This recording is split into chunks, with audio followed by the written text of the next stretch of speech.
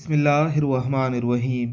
رسول اللہ صلی اللہ علیہ وآلہ وسلم کے صحابہ نے بیان کیا کہ وہ لوگ نبی کریم صلی اللہ علیہ وآلہ وسلم کے ساتھ کسی سفر میں جا رہے تھے تو ان میں سے ایک آدمی سو گیا۔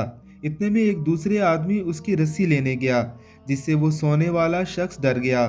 تو نبی کریم صلی اللہ علیہ وسلم نے فرمایا، کسی مسلمان کے لیے حلال نہیں کہ دوسرے مسلمان کو ڈرائے۔ آج ہم پرینک کے نام پر کیا کیا نہیں کرتے۔ کسی بھی مسلمان کو ڈرا کر اس طرح سے کہہ کے لگاتے ہیں کہ جیسے ہم نے کوئی بہت بڑی فتح حاصل کر لی ہو۔ ہمارے پیارے پیغمبر علیہ الصلوۃ والسلام نے اس سے منع فرمایا ہے۔